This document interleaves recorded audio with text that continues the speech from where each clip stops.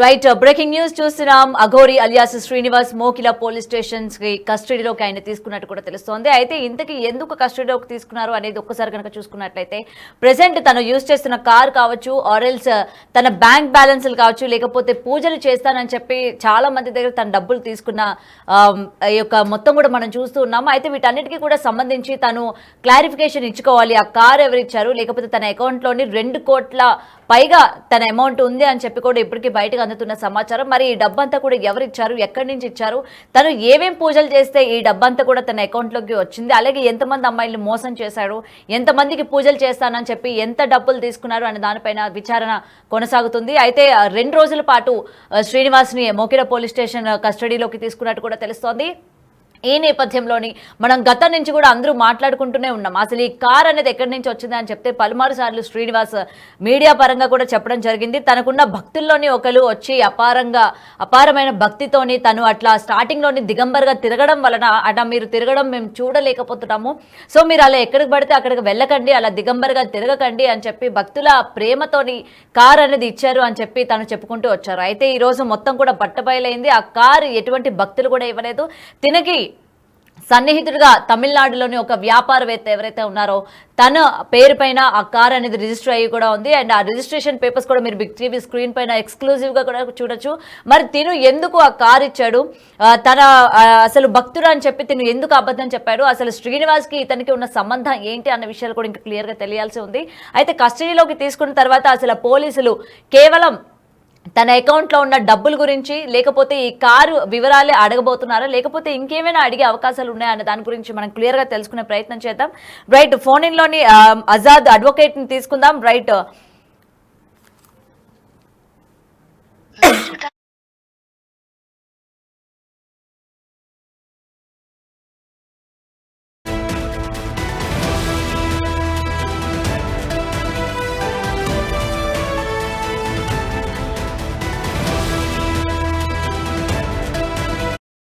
వివరాలు తెలియాల్సి ఉంది. అయితే ఈ తమిళనాడుకి సంబంధించి ఒక వ్యాపారవేత్త పేరు పైన అయితే రిజిస్టర్ అయినట్టు దీనికి సంబంధించిన అన్ని పేపర్స్ కూడా వచ్చాయి. రైట్, అయితే ఫోన్ ఇన్ లోకి తీసుకుందాం. అడ్వకేట్ ఆజాద్ గారు మనతో పాటు ఉన్నారు. రైట్, ఆజాద్ గారు నమస్తే అండి. నమస్తే అమ్మా. రైట్, అయితే ఇప్పటికీ దీనికి ఏదైతే 14 రోజులు రిమాండ్ విధించారో దాని తర్వాత ఇటు మోకిలా పోలీస్ స్టేషన్ కి ఈ రోజు తనని కస్టడీలోకి తీసుకుంటున్నట్టు కూడా తెలుస్తోంది. అయితే దీనికి సంబంధించిన అప్డేట్స్ ఏంటి ఆజాద్ గారు? జనరల్ గా ఏమవుతుందమ్మా, ఒక కేసులో ఎలాంటి కేసుల్లో ఏమవుతుందంటే పోలీసు వారు జనరల్ కస్టడీ పిటిషన్ వేస్తారు. దాన్ని విచారించిన కోర్టు వారు ఎవరైతే అక్యూజ్డ్ ఉన్నారో వాళ్ళకి ఇన్వెస్టిగేషన్ పర్పస్ అంటే నెక్స్ట్ వాళ్ళు ఛార్జ్ షీట్ ఫైల్ చేయాలి, దీనికి సంబంధించిన ఇంకా ఇన్వెస్టిగేషన్ కొనసాగించాలి. కాబట్టి ఆ కస్టడీ పిటిషన్ అనేది సహజంగా ప్రతి కేసులో వేస్తుంటారు. ఇలాంటి కేసుల్లో వేసినప్పుడు కోర్టు వారు కస్టడీ 2 days పోలీసు వారికి ఇస్తారు. అది జనరల్ గా ఇంకా ఏదైనా అవసరం అయితే నెక్స్ట్ పోలీసు వారు దాన్ని ఎక్స్టెన్షన్ చేసుకుంటారు. ముందైతే 2 days ఇస్తారన్నమాట. సో ఈ కస్టడీలో ఏమవుతుందంటే పోలీసు వారు ఇన్వెస్టిగేషన్ చేస్తారు. ఇప్పుడు అతనికి డబ్బులు ఎలా వచ్చినాయి, అంటే ఎలా వచ్చినాయి, తర్వాత కారు రిజిస్ట్రేషన్ ఎవరి పేరు మీద ఉంది, అంటే ఆల్రెడీ ఏదో ఇన్ఫర్మేషన్ అయితే వచ్చినట్టుంది. అసలు మామూలుగా లీగల్ గా ఎక్కడి నుంచి వచ్చింది, అతనికి డబ్బులు ఎలా వచ్చినాయి, అకౌంట్లు ఎలా వచ్చినాయి, అలాగే ఇప్పుడు ఇతను 10 లక్షల రూపాయలు తీసుకున్నాడు కదా, అవి దానికి సంబంధించినవి. అలాగే ఈ ఇతను చేసే క్రైమ్ లో ఎవరన్నా వెనక పక్క ఎవరన్నా సపోర్ట్ ఉన్నారా, బ్యాక్ సైడ్ ఎవరు ఉన్నారా. సో అంత ఎంటైర్ ఇన్వెస్టిగేషన్ ఇస్ గోయింగ్ అని వాళ్ళు ప్రాసిక్యూషన్ వల్ల ఆ ఇన్వెస్టిగేషన్ మొత్తం కంప్లీట్ చేస్తారండి. కంప్లీట్ చేసి అతని ద్వారా ఇంకేదైనా వివరాలు రాబట్టుకుంటే రాబడతారు. ఈ క్రైమ్ లో ఎవరన్నా ఉంటే మాత్రం వాళ్ళు కూడా పిలిపిస్తే ఇన్వెస్టిగేషన్ చేస్తారండి. ఓకే, సో ఆల్రెడీ కేవలం 2 రోజులు మాత్రమే కస్టడీ అన్నట్టు తెలుస్తోంది. ఒకవేళ ఈ 2 రోజుల్లో కూడా శ్రీనివాస్ ఏదైనా పోలీసులు అడిగిన దానికి సమాచారం కనుక ఇవ్వనట్లు అయితే ఇంకా పొడిగించే అవకాశాలు ఉన్నాయి.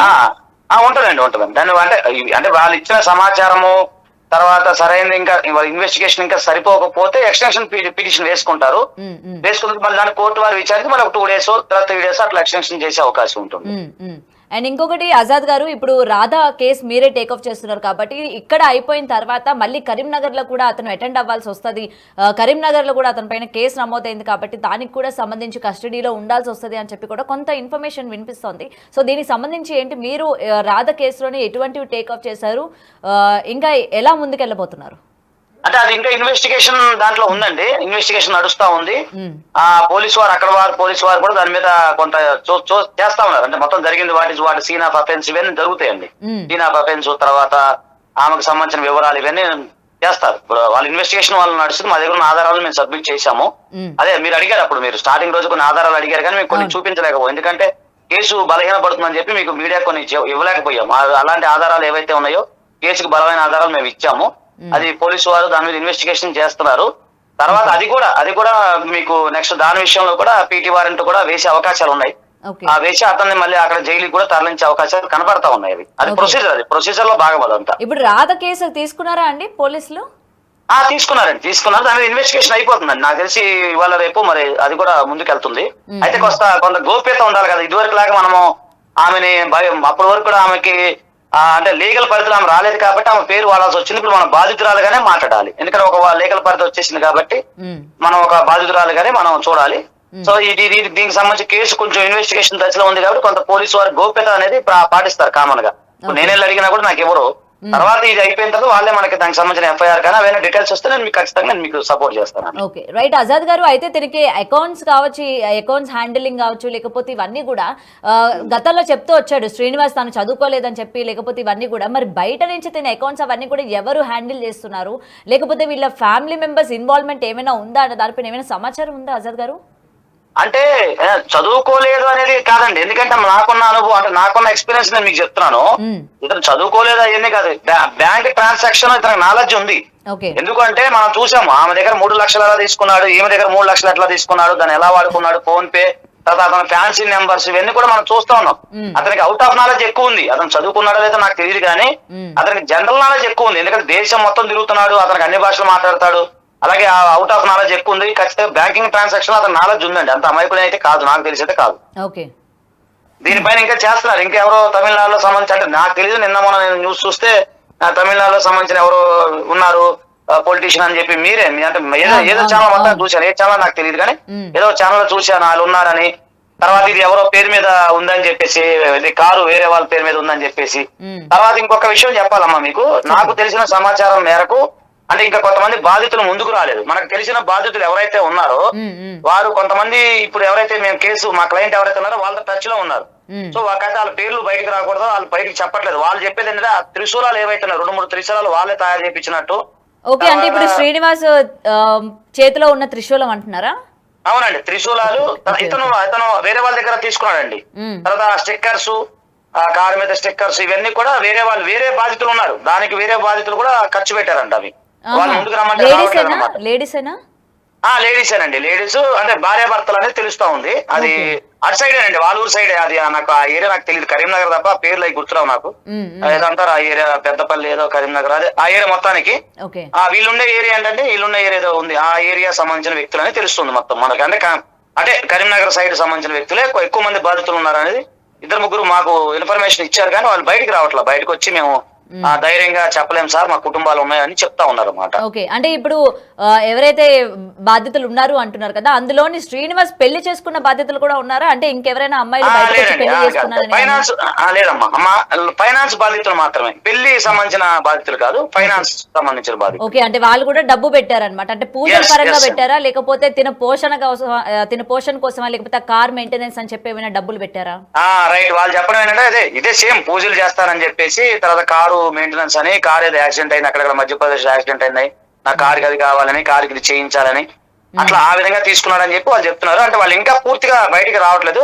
అంటే వస్తారని కొంచెం టైం పడుతుంది. ఇప్పుడు అందరూ తొందరగా రారు కదా, ఒకళ్ళు భయపడుతూ ఉంటారు కదా, వస్తారు. వాళ్ళు కూడా బయటకు వస్తున్నారు, కొంచెం టైం పడుతుంది. కాకపోతే ఓకే, సో ఇప్పుడు దానికి సంబంధించి ట్రాన్సాక్షన్స్ ఏవైతే నడిచాయి వాటికి సంబంధించి ఇప్పుడు ఈ కస్టడీ అనుకోవచ్చు అయితే కావచ్చు. దానికి సంబంధించిన కాదండి. అంటే నేనేమనుకున్నా అంటే పోలీసు వారు ఎట్లా ఇన్వెస్టిగేషన్ చేస్తారు అనేది వాళ్ళ దాన్ని బట్టి జరుగుతుంది. అంటే ఈ ట్రాన్సాక్షన్, నెక్స్ట్ ట్రాన్సాక్షన్, ఇతని పైన చాలా ఎలిగేషన్లు ఉన్నాయి, వేరే వాళ్ళ దగ్గర డబ్బులు ఉన్నాయి, వీటి మీద చేస్తారనేది నేను అనుకుంటున్నాను. అలాగే తర్వాత మీరు అన్నట్టు ఇందులో ఇవి కూడా రావచ్చు కదా బయటికి. ఇప్పుడు నేను అతనికి డబ్బులు పంపించాను అనుకోండి, అతను ట్రాన్సాక్షన్ కూడా నా నెంబర్ కూడా వస్తుంది కదా. సో ఆ విధంగా మరి పోలీసు వారు నెక్స్ట్ వాళ్ళు ఎట్లా తీసుకెళ్తారనేది మనం వేచి చూడాలి. అది మనం ఎట్లా తెలిసింది, మనం వాళ్ళు ప్రాసిక్యూషన్ ఇన్వెస్టిగేషన్ అనేది మనం గెస్ చేసి చెప్పలేము. కాకపోతే ఒక ఎక్స్పీరియన్స్ అడ్వకేట్ గా నేను చెప్పగలుగుతాను, ఇది ఇలా జరుగుతుంది అని చెప్తాను, కానీ ఎగ్జాక్ట్ అనేది మనం చెప్పలేం కదా. ఓకే, సో ఇప్పుడు అందరూ కూడా వెయిట్ చేస్తున్నారు. ఇప్పుడు 14 రోజులు రిమాండ్ అయిపోయిన తర్వాత శ్రీనివాస్ ఏమైనా వదిలి పెట్టేస్తారా, లేకపోతే ఎటువంటి కేసులు పడతాయి, ఎన్నేళ్ళు జైలు శిక్ష పడుతుంది అని చెప్పి కూడా చాలా మంది దీని గురించి కూడా మాట్లాడుతున్న పరిస్థితి కూడా ఉంది. సో దీని గురించి ఏం చెప్తారు? అవునండి. ఇప్పుడు 14 అనేది జనరల్ 14 డేస్ అనేది జనరల్ రిమాండ్ అండి. ఏ కేసులైనా ఆనరబుల్ కోర్టు వారు 14 డేస్ రిమాండ్ ఇస్తారు. అంతమంది బెయిల్ రాదు. ఆ బెయిల్ వీళ్ళు వేసుకోవాలి. బెయిల్ వేసుకున్న తర్వాత కోర్టు వారు విచారించి ఎప్పుడైతే బెయిల్ వచ్చిన తర్వాత మాత్రమే ఆ షూటింగ్ సబ్మిట్ చేసిన తర్వాత అతను రిలీజ్ అయ్యే అవకాశం ఉంటుంది తప్ప 14 డేస్ తర్వాత మళ్ళీ ఆయన కోర్టుకు రావాలి. కోర్టు వాళ్ళు అటెండ్ అయిన తర్వాత మళ్ళీ ఒక డేట్ ఇస్తారన్నమాట. అది డేట్లు కామన్ గా పడతా ఉంటాయి.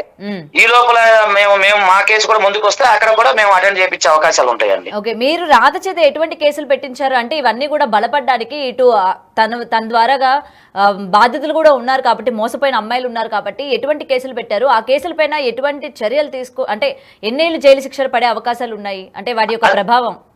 అవునండి, మీరు చెప్పినట్టు ఇప్పుడు ఆల్రెడీ మేము గతంలో కూడా మీడియా సమావేశంలో మీరే ఉన్నారు, మీకే చెప్పాం, అందరికీ చెప్పాం. ఒక లైంగికంగా ఒక మహిళల పైన మోడెస్టీ ఆఫ్ ఉమెన్, లైంగిక దాడి, ఆర్థిక కారణాలు, బెదిరించటం, ఇవన్నీ కూడా ఉన్నాయి. సో ఇవన్నీ రీత్యా చూసుకుంటే ఇప్పుడు బిఎన్ఎస్ కొత్త చట్టం ప్రకారం అయితే 20 years వరకు జైలు శిక్ష పడే అవకాశం ఉంటుందండి ఒక మహిళ పైన. అవునండి, బిఎన్ఎస్ ప్రకారం చెప్తున్నా, కొత్త యాక్ట్ లో ప్రకారం ఒక మహిళలకు సంబంధించినవి ఏదైనా సరే అసాంఘిక లైంగిక కార్యకలాపాలు చేసినప్పుడు ఆ చట్టం ఏం చెప్తుంది అనేది నేను మీకు చెప్తున్నా. ఇప్పుడు ఇతనికి ఎంత శిక్ష పడతారని నేను కాదు కదా చెప్పేది, కోర్టులు ఉన్నాయి, ప్రొసీజర్, అదంతా పెద్ద ప్రొసీజర్ ఉంటుంది.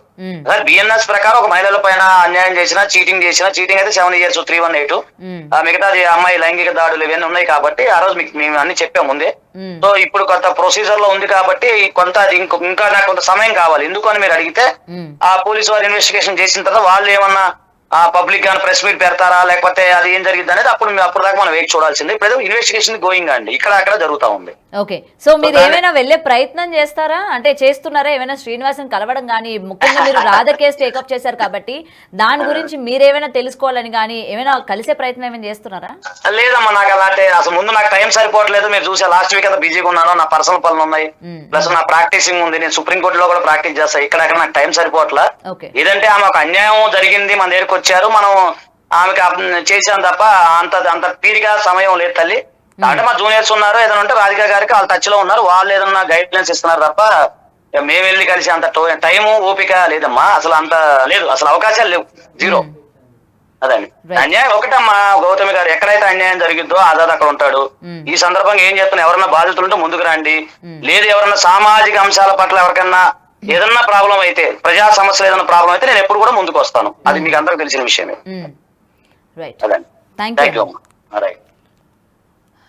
రైట్, అయితే విన్నాం కదా, ప్రెసెంట్ ఇటు 2 రోజులు కస్టడీయే కాకుండా అటు కరీంనగర్ లోని ఎక్కువ శాతం శ్రీనివాస్ బాధితులు ఉన్నారని అయితే చెప్తూ ఉన్నారు. అయితే ఇది కేవలం దీనికి డబ్బు ఎవరెవరు ఇచ్చారు అంటే ఇటు పూజల పేరుగా కావచ్చు, లేకపోతే తన కార్ పాడైందని, లేకపోతే పెట్రోల్ అని చెప్పి, ఇలా ఏవైతే కార్ పేరు చెప్పి కొంతమంది దగ్గర అంటే భక్తులు అని చెప్పి ఎవరైతే వస్తూ ఉన్నారో వాళ్ళ దగ్గర కూడా డబ్బులు తీసుకున్నారని కూడా చెప్తూ ఉన్నారు. మరి ఇక్కడ కరీంనగర్ సైడ్ ఎక్కువ శాతం ఈ బాధితులు ఉన్నారు కాబట్టి అసలు వాళ్ళు ఎవరు, ఎంతెంత డబ్బులు శ్రీనివాస్కి ట్రాన్స్ఫర్ చేశారు, అసలు ఏమని చెప్పి శ్రీనివాస్ అడిగాడు, లేకపోతే కేవలం పూజల కోసం తీసుకున్నాడా, ఆర్ఎల్స్ లేకపోతే ఇది కారు పాడైందని కానీ ఇంకేమైనా కారణాలు చెప్పి ఏమైనా డబ్బులు తీసుకున్నారా అనే దానిపైన కూడా ఇంకా క్లియరెన్స్ రావాల్సి ఉంది. అయితే ప్రెసెంట్ ఇటు మోకిలా పోలీస్ స్టేషన్లోని 2 రోజుల కస్టడీకి అయితే తను తీసుకోవడం కూడా జరిగింది. అండ్ కేవలం ఇటు బండి గురించి అంటే ముఖ్యంగా ఇటు కార్ గురించి, అలాగే తన బ్యాంక్ బ్యాలెన్స్లు కూడా ఇప్పటికే వినిపిస్తూ ఉన్నాయి, 2 కోట్ల వరకు ఉన్నాయని చెప్పి. సో వీటన్నిటి గురించి కూడా విచారించిన తర్వాత అసలు నిజాలు ఏంటన్న విషయాలు పోలీసులు తెలియజేస్తారు.